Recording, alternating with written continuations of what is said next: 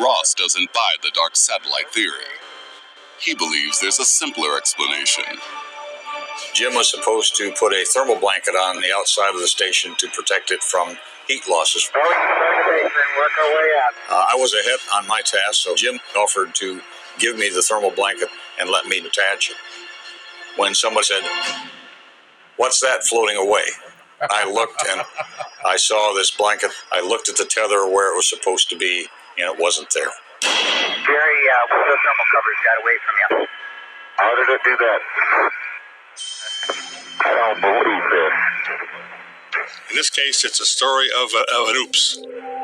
Dropping a piece of equipment. It wasn't alien. It was a mistake. It was a really bad feeling.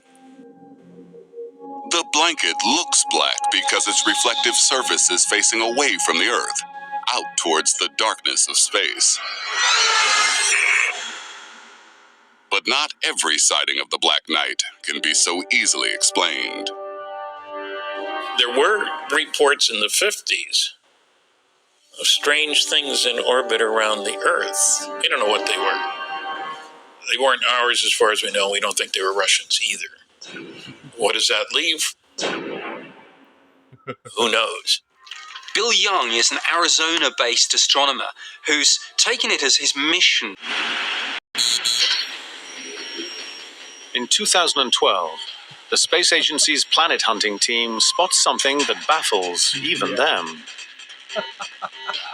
NASA's Kepler telescope finds 2 planets orbiting a star in the distant Cygnus constellation. But the data from the telescope suggests they're doing something unnatural.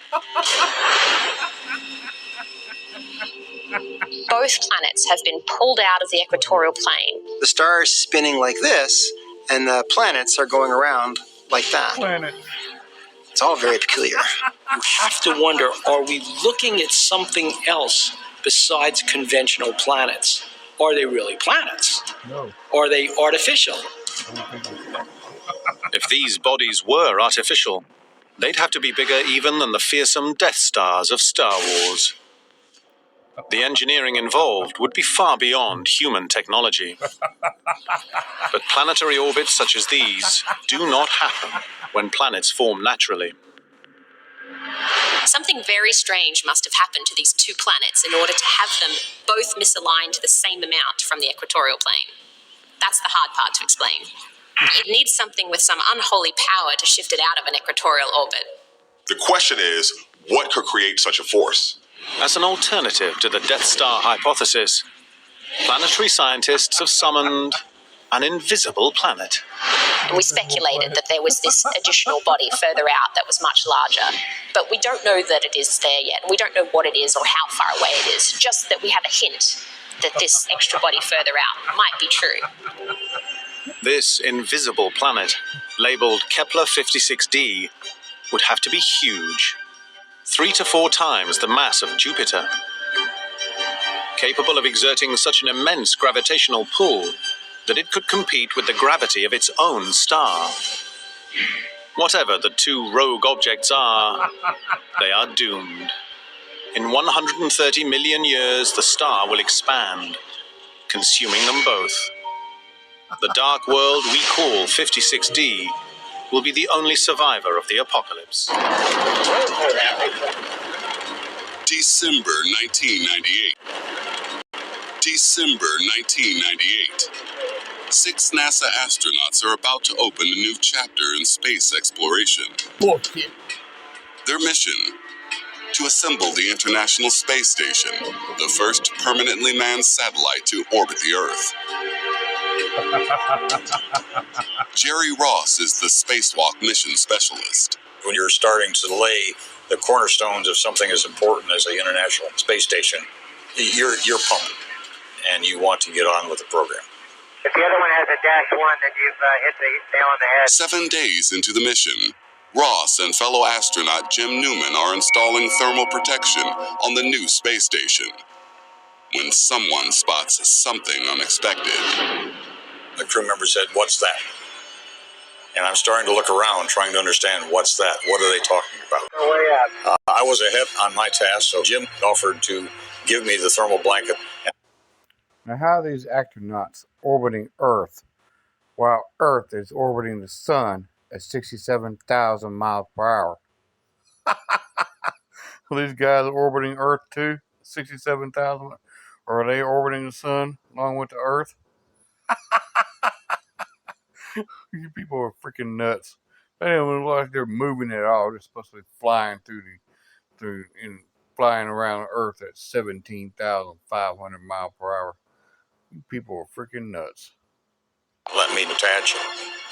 When someone said, "What's that floating away?" I looked and I saw this blanket. I looked at the tether where it was supposed to be, and it wasn't there. Jerry, one of the thermal covers got away from you. How did it do that? I don't believe this. In this case, it's a story of an oops. Dropping a piece of equipment. It wasn't alien. It was a mistake. It was a really bad feeling. The blanket looks black because its reflective surface is facing away from the Earth, out towards the darkness of space.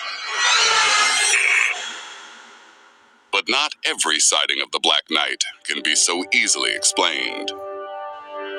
There were reports in the 50s of strange things in orbit around the Earth. We don't know what they were. They weren't ours as far as we know. We don't think they were Russians either. What does that leave? Who knows? Bill Young is an Arizona-based astronomer who's taken it as his mission to watch out for near-Earth objects that could pose a danger to us. In September 2002, Young spots a bright object in orbit around the Earth, which sets off alarms. This object became very apparent as something unusual, primarily because of its motion. It was moving very fast and moving in a velocity that's very much like the velocity of the Earth. The mysterious object is more than 60 feet across and orbiting close to the Earth. Young immediately reports the sighting to the authorities. The first thought is, this is an asteroid. NASA takes the threat of an asteroid impact very seriously. Asteroids are kind of important because they might occasionally beat the heck out of the surface of the planet. Asteroids are traveling at about 30 miles per second. That's an incredible velocity. And when you have an object that has mass, that's... Kudos to the cameraman out there taking all these video shots. a lot of kinetic energy. It's probably what did in the dinosaurs.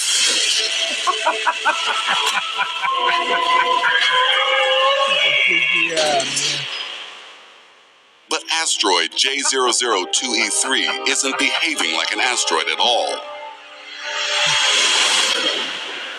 Most asteroids trace a regular orbit around the sun within the belt between Mars and Jupiter. But this mysterious object doesn't do that. This thing goes around the Earth, then it shoots off, it goes several times around the sun, it comes back. Concerned, NASA's Jet Propulsion Laboratory joins other scientists in the investigation. They direct the infrared telescope in Hawaii towards the object for a closer look.